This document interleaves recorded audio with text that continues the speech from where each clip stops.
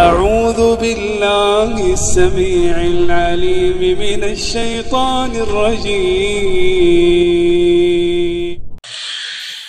بسم الله الرحمن الرحيم.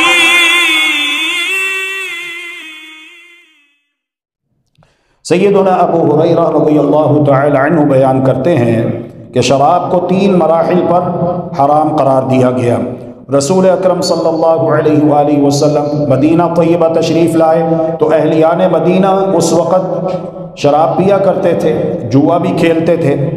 تو اللہ تبارک و تعالی نے پہلے مرحلے پر قرآن کریم کی آیت نازل فرمائی، يسألونك عن الخمر والميسر قل فيهما إثم كبير ومنافع للناس وإثمهما أكبر من نفعهما۔ یہ آپ سے سوال پوچھ رہے ہیں شراب کے بارے میں، جوئے کے بارے میں، تو آپ کہہ دیجئے کہ ان دونوں چیزوں کے اندر گناہ ہے اور کچھ فائدہ بھی ہے لوگوں کے لیے، لیکن جو اس کے فائدے ہیں وہ اس کے گناہ کے مقابلے میں تھوڑے ہیں اور اس کا گناہ بڑا ہے۔ تو لوگوں نے پھر بھی کچھ لوگ ایسے تھے کہ جنہوں نے شراب پینا بدستور جاری رکھا، اور جب ان سے کہا گیا کہ دیکھو اللہ رب العالمین نے قرآن کریم میں کیا بات ارشاد فرمائی، تو جواباً انہوں نے کہا کہ اللہ تبارک و تعالی نے تو صرف اتنی بات بیان کی ہے کہ اس میں تمہارے لیے کچھ فائدے بھی ہیں اور گناہ بھی ہے، اور اس کا گناہ فائدے سے بڑا ہے، حرام نہیں کیا اللہ تبارک و تعالی نے اس کو بھی۔ پھر ایسا ہوا کہ ایک شخص مہاجرین میں سے اپنے ساتھیوں کو نماز مغرب کی امامت کرواتا ہے، اور وہ صحابی جو کہ امامت کروا رہے ہیں نماز مغرب کی اپنی قوم کو، اپنے اصحاب کو قرآن مجید کی تلاوت میں ان سے کچھ تقدیم تاخیر ہو جاتی ہے، کچھ رد و بدل ہو جاتا ہے، تو اللہ تبارک و تعالی نے دوسرے مرحلے پر قرآن کریم کی یہ آیت مبارکہ نازل فرمائی، یا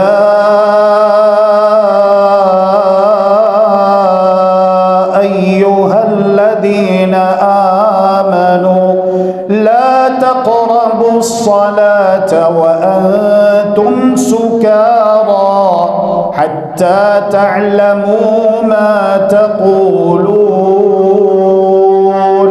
ایمان والو نماز کے قریب نہ جاؤ جبکہ تم نے شراب پی رکھی ہو، کیونکہ اس کے بعد کیفیت انسان کی عام کیفیت سے مختلف ہو جاتی ہے۔ حتی تعلموا ما تقولون، یہاں تک کہ تم جان لو، سمجھ لو کہ تم زبان سے کیا کہہ رہے ہو۔ تو یہ دوسرا مرحلہ تھا۔ تیسرے مرحلے پر اللہ ذو الجلال والاکرام نے اس سے بھی شدید حکم نازل کیا، اور عقل مندوں کے لیے، اہل دانش کے لیے یہ بات کافی تھی کہ اللہ تبارک و تعالی نے اس سے منع کر دیا، اسے ممنوع قرار دے دیا، اور وہ کیا ہے؟ اعوذ باللہ من الشیطان الرجیم، بسم اللہ الرحمن الرحیم، یا ایہا الذین آمنوا انما الخمر والمیسر والانصاب والازلام رجس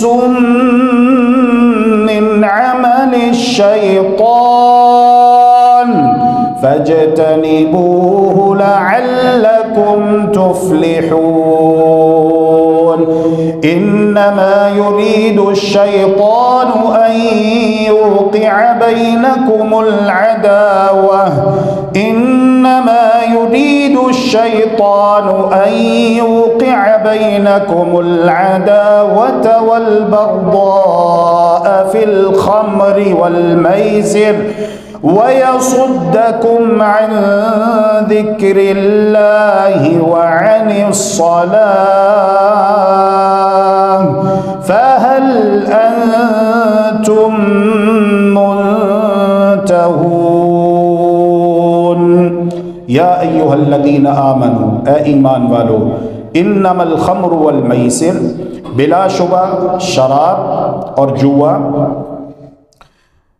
والانصاب اور بت، والازلام اور قسمت آزمائی کے تیر اور پانسے، رجس ناپاک ہے، من عمل الشیطان شیطانی اعمال سے ہیں، یہ وہ اعمال ہیں جن کا حکم دینے والا شیطان لعین ہے۔ اللہ ذو الجلال والاکرام نے تمہیں ان اعمال کا حکم نہیں دیا۔ فاجتنبوہ، تم ان سے اجتناب کرو، اجتناب کرو، ان چیزوں کو چھوڑ دو، لعلکم تفلحون، تاکہ تم کامیاب ہو جاؤ۔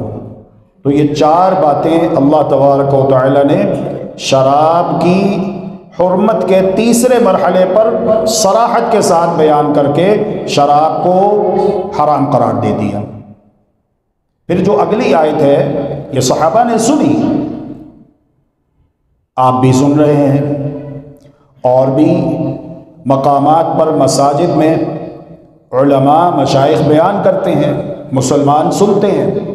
دیکھنا یہ ہے کہ صحابہ کرام رضوان اللہ علیہ مجمعین نے جب ان آیات کو سنا تو ان کی ایمانی کیفیت کیا تھی، اور آج ہم جب ان آیات کو اور ان احکامات کو سنتے ہیں تو ہماری کیفیت کیا ہوتی ہے، یہ ہم نے مقارنہ کرنا ہے، ہم کہاں کھڑے ہیں، اور صحابہ کرام رضوان اللہ علیہ مجمعین کا ایمان کیسا تھا کہ دنیا میں ہی اللہ تبارک و تعالی نے انہیں اپنی رضامندی کا سرٹیفکیٹ عطا فرما دیا۔ قیامت تو قیامت ہے، قیامت سے پہلے دنیا میں ہی اللہ رب العالمین نے فرما دیا رضی اللہ عنہم ورضوا عنہ۔ ان کا ایمان کیسا تھا۔